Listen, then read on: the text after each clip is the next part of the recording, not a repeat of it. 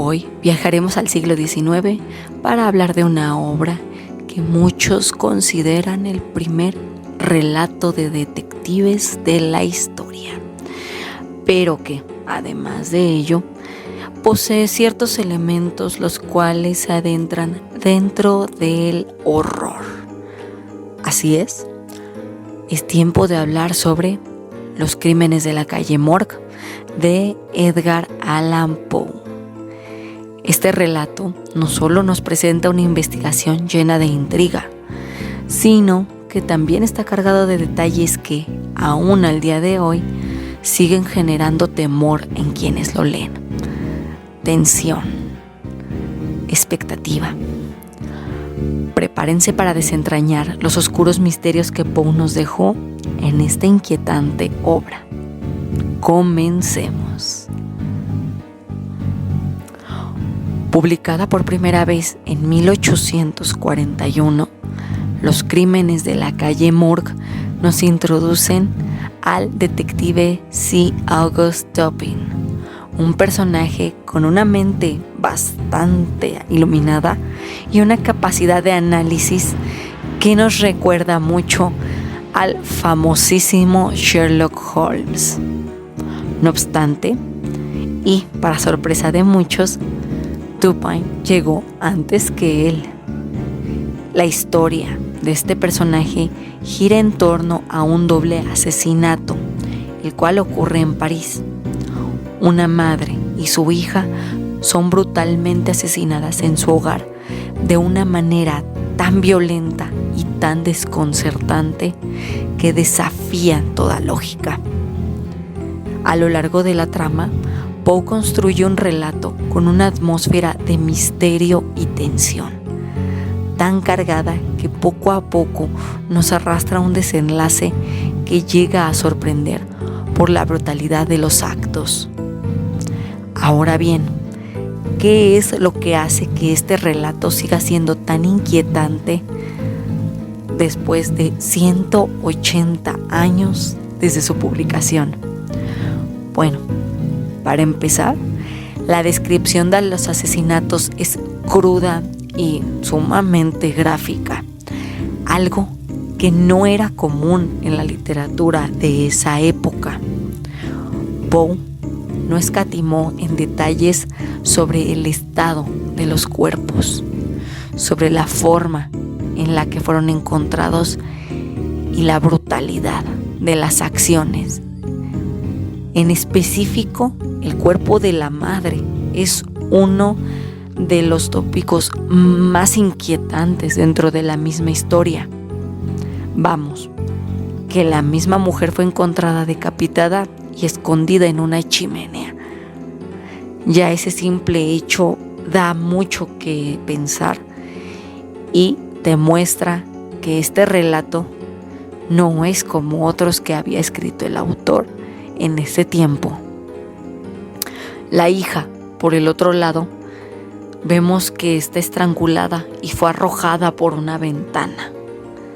Estos actos de violencia extrema todavía hoy generan una sensación de horror visceral en los lectores, una sensación de que algo no está bien y de que si una pequeña pudo y fue violentada de esa forma, ¿qué es lo que les espera al resto de los personajes?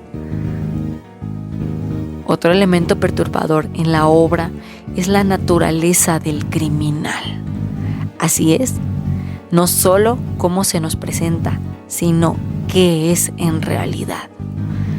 A lo largo de la historia, el lector es llevado a especular sobre quién o qué podría haber cometido estos atroces crímenes.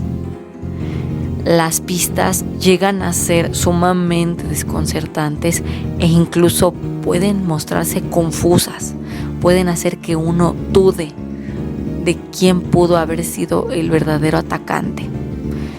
Podemos oír acerca de rumores de voces inteligibles, el tema justamente de una fuerza descomunal que parece incluso sobrehumana y la misma disposición de la escena del crimen también entra dentro de esta parte.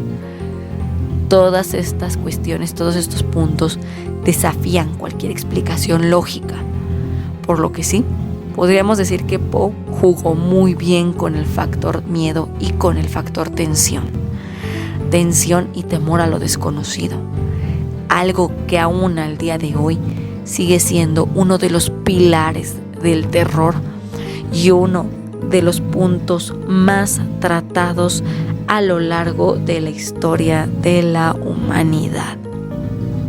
Cuando finalmente descubrimos que el asesino no es humano y que, de hecho, es un animal, el cual se escapó de su dueño, pues lógicamente la revelación no solo nos deja sorprendidos, sino también que por ahí se queda un regusto aterrado, de tensión y de expectación.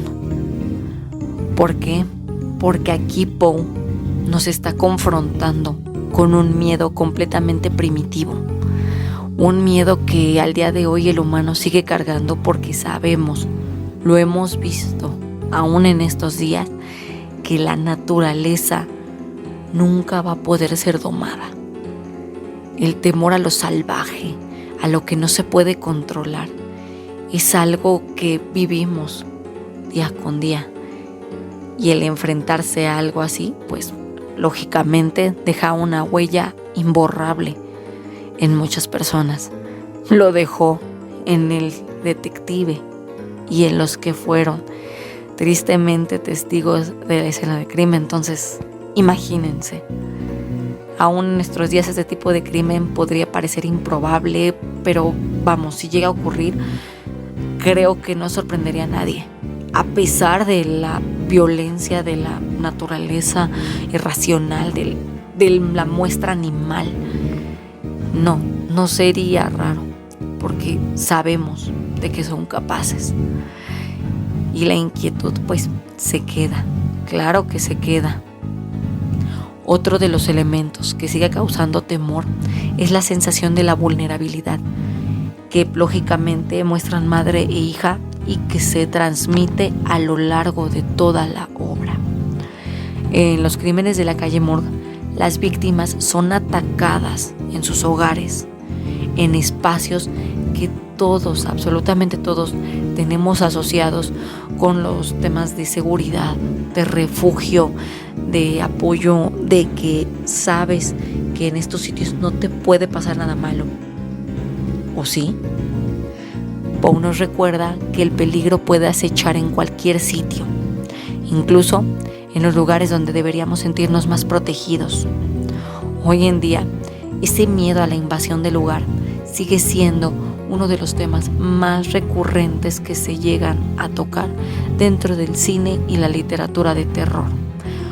Por lo mismo, el relato sigue siendo vigente y la naturaleza de los actos de los crímenes, así como la representación de lo mismo, la simbología que se deja entredicha, pues sí, sigue siendo algo a lo que podemos sentirnos identificados y a lo que muchos se llegan a aferrar cuando ocurren esta clase de situaciones.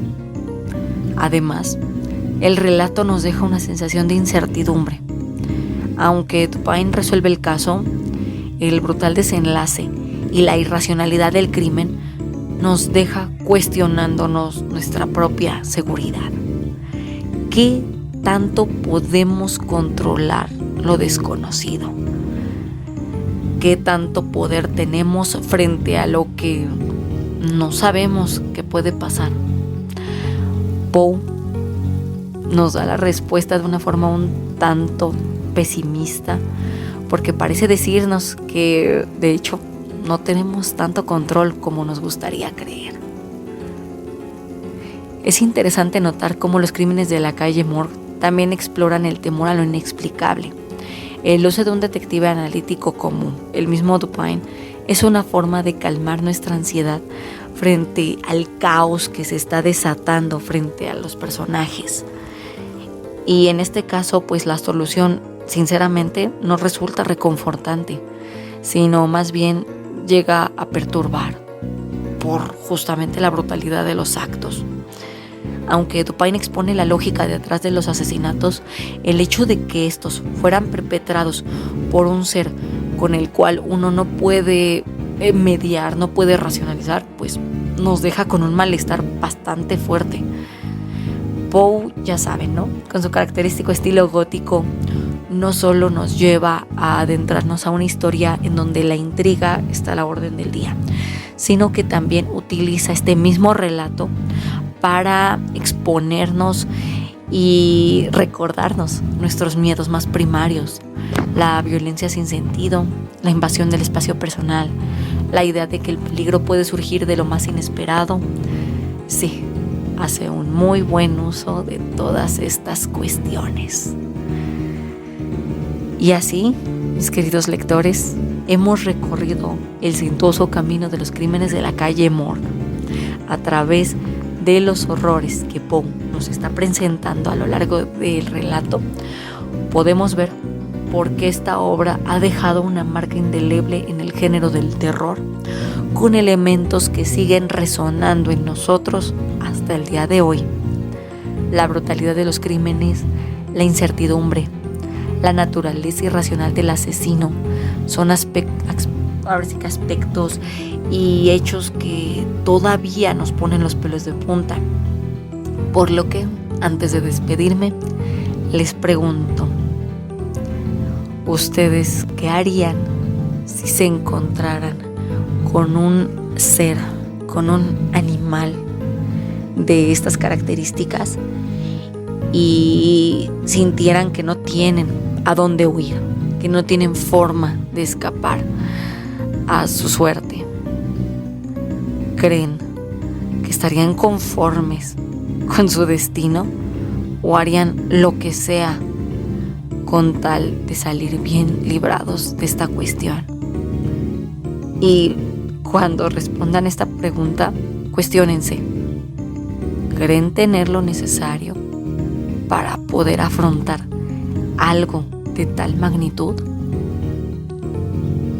Gracias por acompañarme en este viaje al corazón de un relato lleno de misterio y horror. Recuerden, el verdadero terror a menudo reside en lo que no podemos explicar.